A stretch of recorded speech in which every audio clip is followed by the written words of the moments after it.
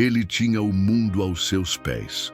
Bilionário, visionário, construía impérios, mas por dentro, uma doença rara o consumia dia após dia. Ele procurou os maiores especialistas do planeta, 94 médicos, 94 tentativas, milhões de dólares jogados fora. Ninguém conseguia curá-lo. Até que uma simples garçonete mudou tudo. Uma mulher comum, sem diplomas, sem laboratórios. Ela fez o impossível. Você não vai acreditar no que aconteceu. Fique até o final para descobrir como essa história inacreditável se desenrolou. Mas antes de mergulharmos nessa história fascinante, que tal deixar seu like e se inscrever no canal? Assim você não perde nenhum vídeo incrível como este. Agora, vamos à história de Arthur Pendleton. Arthur Pendleton era um arquiteto lendário, um titã que redefinia horizontes. Seus arranha-céus de Dubai a Nova York eram poemas de vidro e aço, monumentos à sua visão singular. Aos 55 anos, Arthur tinha tudo: uma fortuna estratosférica, reconhecimento global, um império imobiliário que se estendia por continentes. Mas, sob a fachada de sucesso impecável, escondia-se um segredo devastador, uma doença rara e incurável que lentamente o consumia. Tudo começou com uma dormência sutil nos dedos do pé esquerdo, ignorada a princípio como um sintoma do cansaço crônico. Em semanas, a dormência se arrastou para a perna, seguida de uma fadiga avassaladora que roubava sua energia. Seus reflexos diminuíram, sua fala tornou-se ligeiramente arrastada e, para o terror de Arthur, sua mente, antes afiada como um bisturi, começou a falhar em momentos cruciais. Diagnóstico inicial: estresse. Recomendação: férias. As férias vieram e se foram, mas a doença não. Ela se aprofundava, se enraizava. As dores musculares tornaram-se lancinantes, a coordenação motora um desafio diário. Arthur, um homem acostumado a controlar cada detalhe de sua vida, via-se agora refém de um corpo que o traía. Desesperado, ele iniciou uma jornada médica que o levaria aos confins do mundo. 94 médicos, 94 opiniões, cada uma mais complexa e frustrante que a anterior. Neurologistas de Harvard, especialistas em doenças autoimunes de Genebra, geneticistas de Tóquio, clínicos gerais indianos com séculos de sabedoria ancestral. Todos os exames imagináveis foram feitos. Ressonâncias magnéticas que iluminavam seu cérebro de todos os ângulos, biópsias que perfuraram sua pele e músculos, análises sanguíneas que pareciam esgotar suas veias. Os diagnósticos variaram de síndrome de fadiga crônica atípica a neuropatia sensorial inexplicável, e até mesmo, em um caso particularmente cínico, somatização de ansiedade existencial. Tratamentos experimentais foram tentados, terapias alternativas, dietas rigorosas, medicamentos com efeitos colaterais mais debilitantes que a própria doença. Alguns aliviavam temporariamente um sintoma, mas a doença base, a névoa que obscurecia sua vida, persistia. Arthur Pendleton estava se tornando um estudo de caso ambulante, um enigma médico que desafiava a ciência moderna. $1 milhão que ele gastou em consultas e tratamentos era uma gota no oceano de sua fortuna, mas a esperança, essa sim, estava se esgotando. Seu império continuava a prosperar sob a gestão de sua equipe leal, mas Arthur havia se isolado. Evitava aparições públicas, reuniões de negócios, até mesmo os poucos amigos próximos. Seu refúgio era seu apartamento na cobertura em Manhattan, um santuário minimalista onde a única companhia era sua assistente virtual e o silêncio de sua crescente desesperança.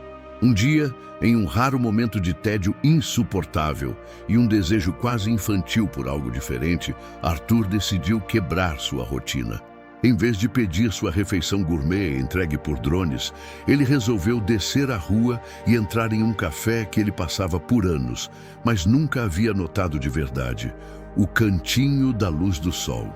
O Cantinho da Luz do Sol era o oposto de tudo que Arthur Pendleton conhecia.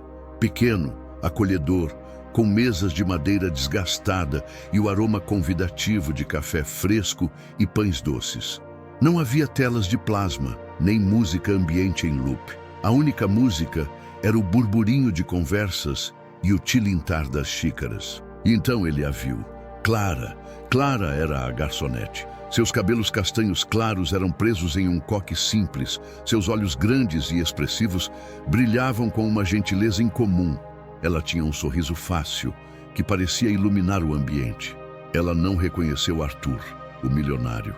Para ela, ele era apenas mais um cliente, um senhor de aparência cansada com um tique nervoso na mão esquerda.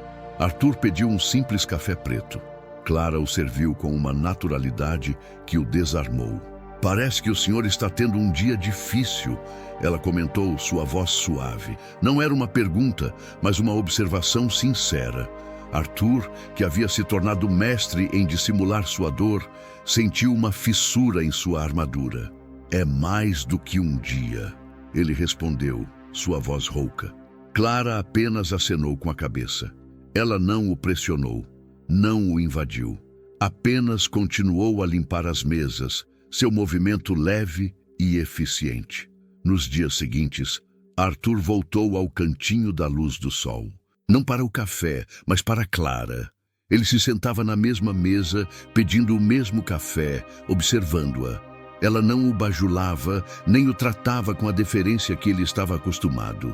Ela o tratava como um ser humano, e isso, de alguma forma, era a terapia mais eficaz que ele havia recebido em anos. Lentamente, uma conversa se desenvolveu entre eles. Pequenos fragmentos da vida de Clara. Seu amor por plantas, sua paixão por contos de fadas, sua habilidade de ouvir e observar sem julgar. E, para a surpresa de si mesmo, Arthur começou a se abrir. Ele falou sobre a fadiga, as dores, a frustração com os médicos. Ele não mencionou sua fortuna ou sua fama, apenas sua doença e sua desesperança. Clara ouvia com atenção, seus olhos fixos nos dele, uma empatia genuína em seu olhar. Ela nunca ofereceu conselhos médicos, nem tentou diagnósticos amadores. Apenas ouvia, e essa escuta, desinteressada e profunda, era um bálsamo para a alma ferida de Arthur. Um dia, enquanto Arthur descrevia a sensação de seus músculos se contraírem involuntariamente, Clara parou, pensativa. "Isso me lembra algo que minha avó costumava dizer", ela começou, limpando a mesa com um pano. Ela falava que quando o corpo grita de dor, muitas vezes é porque a alma está sussurrando por algo que não está recebendo. E às vezes, esse sussurro não é por mais remédio, mas por algo que a gente esqueceu. Arthur franziu a testa. "O que você quer dizer?" Clara sorriu, um sorriso enigmático. "Minha avó era uma contadora de histórias, sabe? Ela dizia que cada pessoa tem um jardim secreto dentro de si, e quando esse jardim está negligenciado, seco, sem flor, ele adoece. E a doença, ela dizia, é a forma do jardim pedir água e sol." Arthur dispensou a analogia a princípio. Ele, o arquiteto de concreto e aço, não tinha tempo para jardins secretos. Mas a frase de Clara o perseguiu. "O que a gente esqueceu?" Naquela noite, de volta à sua cobertura estéril, Arthur olhou para suas maquetes de edifícios, suas telas de computador cheias de plantas e orçamentos. Ele havia construído um império, mas o que ele havia construído dentro de si? Ele se lembrou de sua infância, de seus pais, ambos artistas.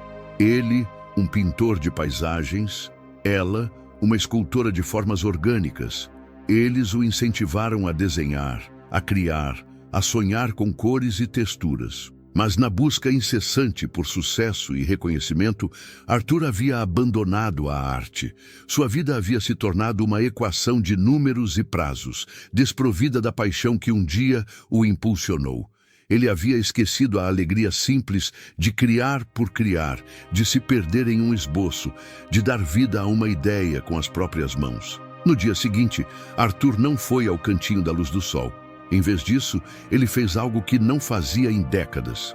Ele vasculhou um velho armário de armazenamento e encontrou suas antigas pranchetas, seus lápis de desenho, seus pincéis endurecidos, suas tintas secas. Estava tudo lá, empoeirado, esquecido.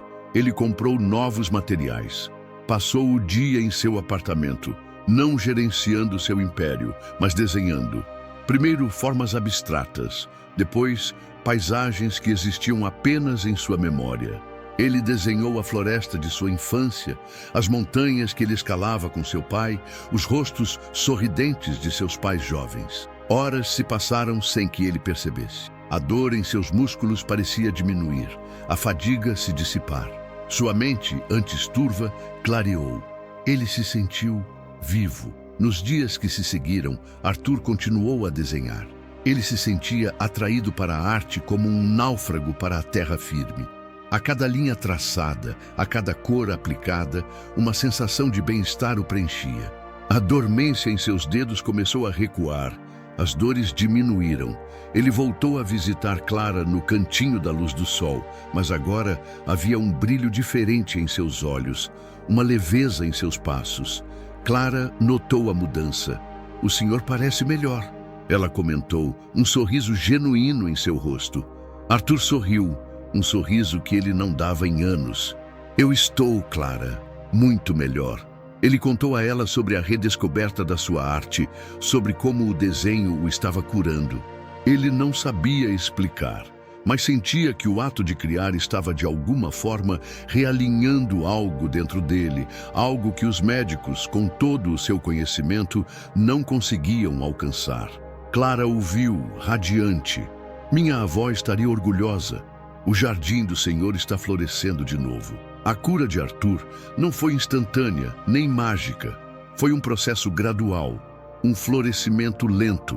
A doença, embora não desaparecesse completamente, regrediu a um nível quase imperceptível. A fadiga se transformou em vigor, as dores em leves incômodos ocasionais. Sua mente estava mais nítida do que nunca. Arthur Pendleton, o magnata que passou por 94 médicos sem sucesso, foi curado por uma garçonete. Não por remédios nem por cirurgias, mas por uma simples verdade, a de que a saúde do corpo está intrinsecamente ligada à saúde da alma. Clara não o curou com um diagnóstico, mas com uma observação, uma história, uma faísca de sabedoria ancestral que o levou a se reconectar com sua verdadeira essência. Arthur nunca mais abandonou sua arte. Ele abriu uma galeria em seu apartamento na cobertura, exibindo suas próprias obras e as de artistas emergentes. Ele financiou programas de arte em comunidades carentes, acreditando que a criatividade era uma forma de cura para todos. E o cantinho da luz do sol se tornou seu santuário diário, onde ele desfrutava de seu café e das conversas com Clara, que se tornou muito mais do que uma garçonete. Ela era uma amiga, uma musa, a mulher que o lembrou do poder da alma. O mundo médico permaneceu perplexo. Os casos de remissão espontânea eram raros, mas o de Arthur era sem precedentes. Ninguém conseguiu explicar cientificamente por que a doença recuou. Mas Arthur sabia. Ele sabia que não foram os diagnósticos caros ou os tratamentos complexos. Foi o sussurro da alma, a redescoberta de seu jardim secreto, guiado pela simplicidade e sabedoria de uma garçonete chamada Clara. A vida de Arthur Pendleton havia se transformado de um monumento de concreto e aço em um jardim em constante florescimento. Um testemunho silencioso de que a cura mais profunda nem sempre reside na ciência, mas na essência inexplorada do próprio ser. E Clara, a garçonete que mal sabia a extensão da fortuna de Arthur, continuou a servir café com seu sorriso gentil, contente em saber que havia plantado uma semente de cura onde ninguém mais conseguiu. A história de Arthur Pendleton e Clara se espalhou, não nos jornais de negócios, mas em sussurros silenciosos de esperança entre aqueles que buscavam mais do que meros tratamentos. Tornou-se uma lenda urbana, um lembrete de que, às vezes, as respostas mais profundas vêm dos lugares mais inesperados, e que o maior dom que podemos oferecer a alguém não é uma cura, mas a chance de se reconectar com a parte mais autêntica de si mesmo. E assim, o milionário que havia viajado o mundo em busca de uma cura e gastado uma fortuna em médicos, encontrou a verdadeira saúde não em um hospital de alta tecnologia, mas em um pequeno café, servida por uma garçonete com um coração cheio de luz.